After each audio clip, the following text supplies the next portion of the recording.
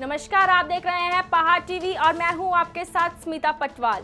चलिए बुलेटिन की शुरुआत करते हैं, लेकिन उससे पहले एक नजर आज की सुर्खियों पर। विद्युत कर्मियों को खेत मालिक ने किया बंधक बनाने का प्रयास। मौके पर पहुंचे जेई और खेत मालिक के बीच हुई तीखी नोकझोंक।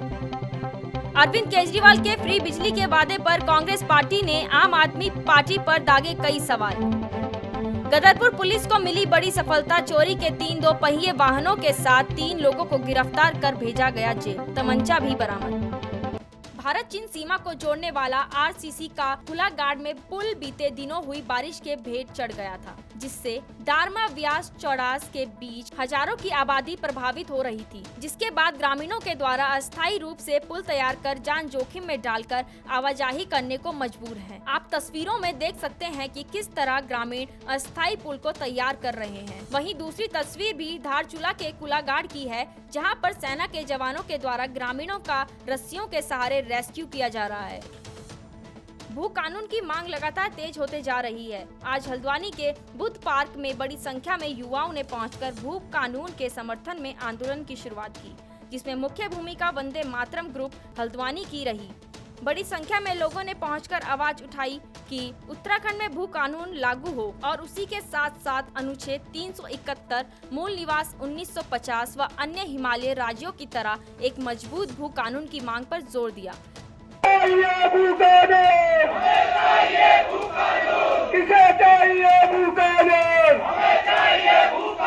उत्तराखंड की संस्कृति को बचाना है, उत्तराखंड की संस्कृति को बचाना है।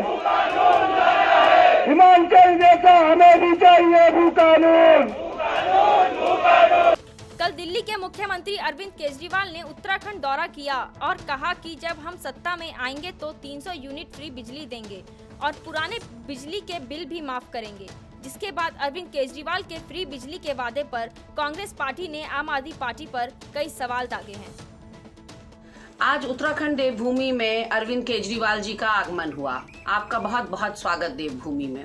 लेकिन आप सुना है अपने भारी भरकम भाषण में उत्तराखंड की जनता को जाते जाते घूस भी दे गए, मुफ्त बिजली की बात कर गए, जबकि यहाँ की जनता बार बार कह रही है कि हमें अनवरत और अच्छी क्वालिटी की बिजली चाहिए। वहीं दूसरी ओर आप कुंठित लोगों को अपने दल में आमंत्रित भी कर गए। इसका मतलब कहीं ना कहीं 70 विधानसभाओं में लड़ाने के लिए आपके पास कैंडिडेट्स का टोटा पड़ रहा है या बूथ लेवल के कार्यकर्ता आपके वहां नदारद हैं, तो आप कहीं ना कहीं से भानुमति का पिटारा जोड़ने की जुगाड़ कर रहे हैं। वहीं मैं दूसरी ओर अरविंद केजरीवाल जी से पूछना चाहती हूँ, सत्ताधारी दल के नेताओं के द्वारा मातृ शक्ति की अस्मिता लूटी जा रही थी, आप कहाँ थे? यहाँ 20 किसानों से ज्यादा किसानों ने आत्महत्या कर ली, आप कहाँ थे? यहाँ पंडा पुरोहित सड़क पर उतर आए देवस्थानम बोर्ड के गठन के विरोध में, 1-1.5 साल से उनका विरोध चल रहा है, आप कहाँ थे?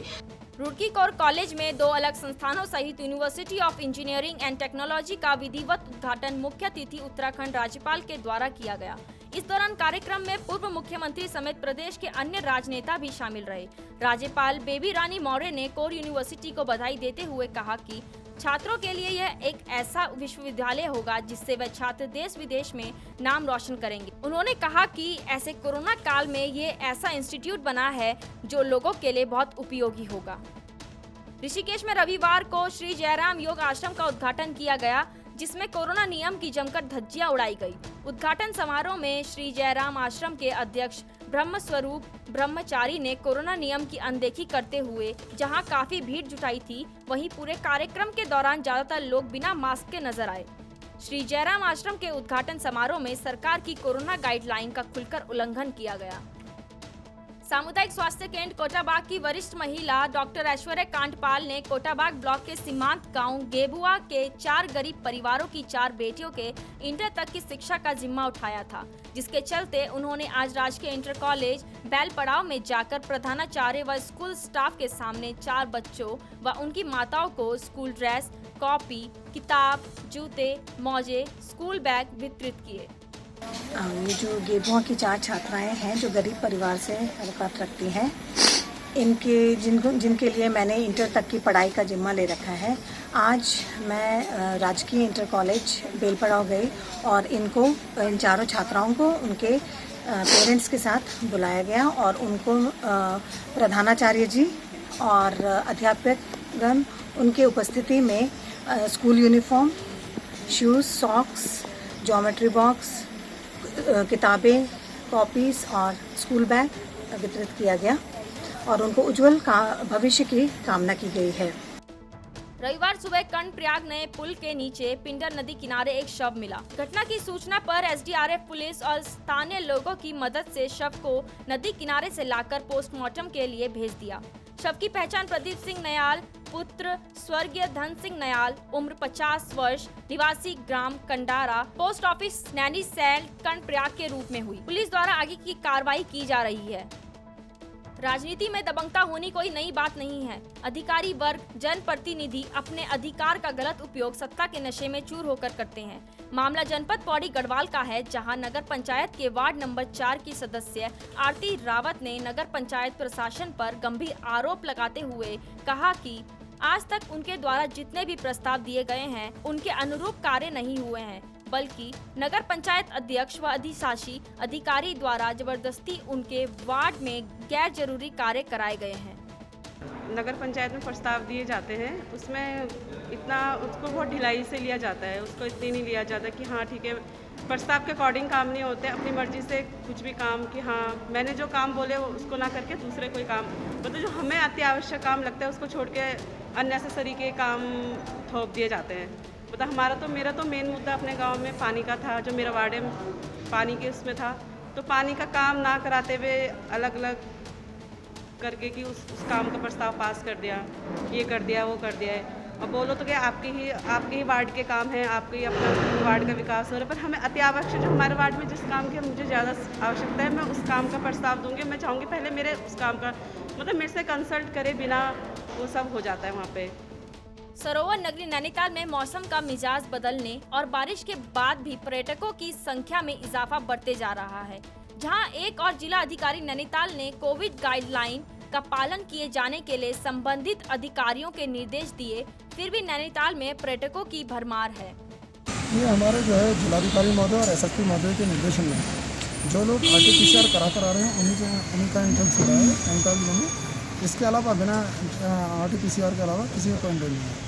दूसरा जो है जो मोटरसाइकिल वाले हैं, पहले हम लोग उनकी चेकिंग नहीं करते थे कि RT-PCR है या नहीं है, हमने उनकी भी चेकिंग करनी शुरू कर दी। तो मोटरसाइकिल वाले बिना RT-PCR कह रहे हैं उन्हें वापस कर देते। उसके अलावा जो है जिन होटलों की पार्किंग नहीं है, क्योंकि हमारी सारी पार्किंग लोकल की सारी पार्किंग भरी हुई है, और जिन होटलों की पार्किंग नहीं है उनकी जो बुकिंग देखकर हम लोग RT-PCR और बुकिंग देखकर नारायण नगर में और रूसी बाईपास पर हम लोगों ने पार्किंग की व्यवस्था करवा रखी है। रुद्रपुर में शुक्रवार को FCI गोदाम के पास झाड़ियों में मिले युवक के शव के बाद युवक के परिजनों ने हत्या की आशंका जताई थी। युवक के शव की पहचान रुद्रपुर के खेड़ा निवासी इमरान के रूप में की थी। उसके परिजनों का कहना था कि उनके बेटे की पीट कर हत्या की गई है, जिसके बाद पुलिस ने मृतक के शव को कब्जे में लेकर पोस्टमार्टम के लिए भेजा था और पुलिस पूरे मामले की जांच कर रही थी। इसी बीच सोशल मीडिया में एक वीडियो जमकर वायरल हो रहा है, जिसमें युवक इमरान की कुछ लोग पिटाई करते नजर आ रहे हैं। बताया जा रहा है कि युवक इमरान पर चोरी का आरोप लगा है, जिसके बाद कुछ लोग उसको पीटते नजर आ रहे हैं। पिटाई के बाद इमरान की मौत हो गई। पुलिस ने इमरान के परिजनों की तहरीर के आधार पर आरोपियों के खिलाफ IPC की धारा 302 के तहत मुकदमा दर्ज कर जाँच शुरू कर दी है। भारी बारिश के चलते नदी नाले उफान पर हैं। लोगों के घर और खेत पूरी तरह से जलमग्न हो गए हैं और बाढ़ जैसी स्थिति बनी हुई है, जिसके चलते जनजीवन बुरी तरह से अस्त व्यस्त हो गया है। मामला टनकपुर के ज्ञान खेड़ा का है, जहां शारदा वाटिका के मालिक दीपक शारदा द्वारा नाले पर अनाधिकृत रूप से घर व शौचालय का पक्का निर्माण कर नाले को अवरुद्ध कर दिया गया है, जिसके चलते स्थानीय लोगों के घर और खेत पूरी तरह से जलमग्न हो गए तथा लोगों में भारी आक्रोश है। स्थानीय लोगों ने प्रशासन से नाले पर हुए अतिक्रमण को तत्काल हटाने की मांग की है। अगर कहीं बार भी पब्लिक को मुझे सहयोग करना है और कोई चीज़ हटानी है या तोड़नी है, उसके लिए मैं हमेशा तैयार हूँ और पब्लिक को मैं पूरा सहयोग करूँगा और पानी को यथावत निकलने के लिए जो प्रयास मैं कर सकता हूँ वो अपने स्तर से करता रहूँगा। आज हम ज्ञानखेड़ा वाले इस बाढ़ से त्रस्त हैं, क्योंकि यहीं पर हमारे इस जो गंदा नाला है इसका टोटल पानी आगे शारदा वाटिका में उसे चौक कर दिया गया, अतिक्रमण करके उधर अनाधिकृत जो उन्होंने जो कंस्ट्रक्शन उसमें किया हुआ है, जिसकी वजह से नाला पूरी तरह से बंद हो गया। कूड़ा और पूरा का पूरा पानी जो है हमारे घरों में, हमारे खेतों में और हमारे खलिहानों में घुस गया। इवन आज हमारे घरों के अंदर एक भी मुट्ठी राशन नहीं बचा है, सारा इस नहर के पानी में डूब गया। गदरपुर से लगातार हो रही वाहन चोरी पर गदरपुर पुलिस को बड़ी सफलता मिली है। पुलिस क्षेत्र अधिकारी वंदना वर्मा ने प्रेस वार्ता में बताया कि गदरपुर पुलिस से वाहन चोरी के लिए टीमें बनाकर लगातार प्रयास किया जा रहा था। इसमें कई वाहन चोरी हो चुके हैं, जिस पर गदरपुर पुलिस लगातार काम कर रही थी। गदरपुर पुलिस ने उत्तर प्रदेश के अज्जूवाला गांव निवासी एक युवक को जब मुखबिर की सूचना पर पकड़ा था, उसके साथ ही और उसके पास से 2 वाहन जिसमें एक स्प्लेंडर मोटरसाइकिल और एक स्कूटी बरामद की गई। जब इन लोगों की तलाशी ली गई तो इन अभियुक्तों के पास से 2 जिंदा कारतूस और 315 बोर का अवैध तमंचा भी बरामद किया गया और इनको गिरफ्तार कर सुसंगत धाराओं में मेडिकल परीक्षण करवाने के बाद न्यायालय के समक्ष पेश किया गया। इनमें से 2 युवकों का आपराधिक इतिहास है और तीसरे युवक के आपराधिक इतिहास की छानबीन की जा रही है। गदरपुर क्षेत्र में लंबे समय से ये वाहन चोर गैंग सक्रिय है और गदरपुर पुलिस द्वारा लगातार इस पर कार्रवाई की गई है और पूर्व में भी कई वाहन चोरों को हमने जेल भेजा है। इसी के क्रम में श्रीमान एसएसपी महोदय और एडिशनल एसपी काशीपुर सर के नेतृत्व में हम लोगों ने अपनी एक टीम गठित करी और अपने शेष वाहनों की रिकवरी के लिए अपनी सुरागसी पतारसी जारी करते हुए इस मामले की और खोजबीन करी। तो इसमें 4 मुकदमों में पूर्व से वांछित हमारा एक अभियुक्त सुखविंदर सुक्खा और उसी का एक साथी रविंदर उर्फ रवि, इसकी हमने गिरफ्तारी की है।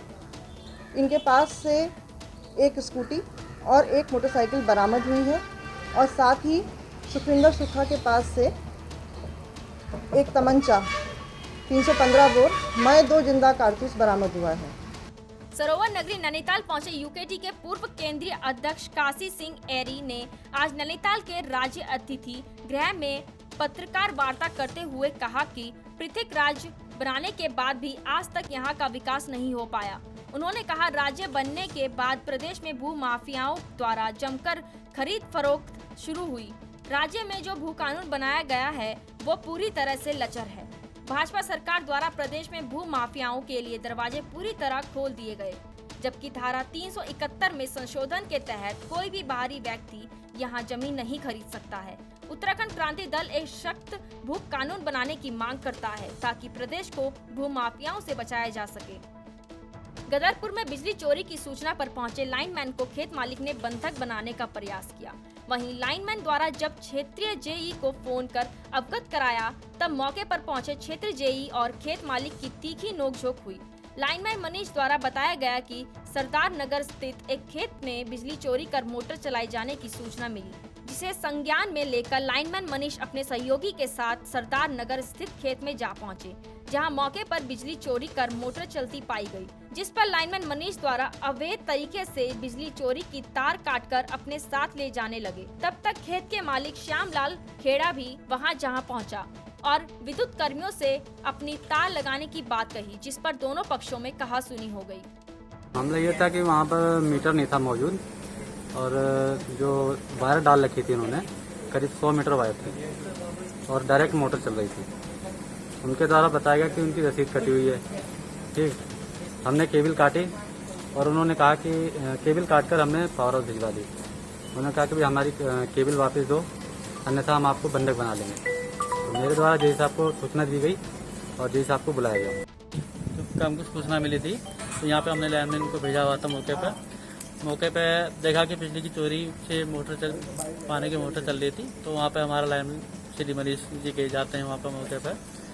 तो देखा कि जब तार उतार रही तो उनको बंधक बना दिया गया था। वहाँ पर काफ़ी कराइलोज हुई इनके साथ, बदतमीजी हुई थी। तो मौके पर मैं और स्टाफ को लेकर के गया था मौके पर। तो जैसे स्टाफ को लेकर गया हूँ तो देखा है कि वहाँ पर वो बहुत बदतमीजी कर रहे थे। उनका यही कहना था कि बिजली चौकीदार हमारे लगाइए, अन्यथा हम नवाब में नहीं जाने देंगे।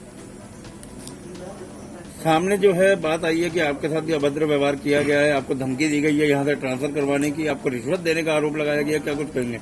हाँ बिल्कुल, आपके ये कहा गया है। होता है कि मार्च के टाइम पे हम लोग घर घर जाते हैं, रेवेन्यू लेते रहते हैं। तो रेवेन्यू हम फरवरी जनवरी हमेशा लेते रहते हैं। अब उसका आरोप लगा रहे जो कि कहीं से निराधार है, कुछ नहीं। आपके साथ जो अभद्रता हुई है आपके साथ जो अभद्रता हुई है उस विषय में आप कोई कानूनी कार्रवाई तहरीर वगैरह देंगे या नहीं? हाँ बिल्कुल देंगे। बहुत अभद्रता करी है हमारे साथ, धमकी मिली है हमको यहाँ से और काफ़ी बड़ी बड़ी धमकी मिली है। कोर्ट में फंसाने की धमकी मिली है, झूठे केस में फंसाने की धमकी मिली है हमको और ट्रांसफ़र की धमकी मिली है। हम आपको 24 घंटे में ट्रांसफ़र करवा देंगे, धमकी मिली है। तो हम अपना काम ईमानदारी से कर रहे हैं और सत्य की जीत होती है हमेशा, हम सत्य पे खड़े हैं। उत्तराखंड की बड़ी खबरों में फिलहाल इतना ही। बाकी खबरों के लिए देखते रहिए पहाड़ टीवी। नमस्कार। ये है मेरा उत्तराखंड।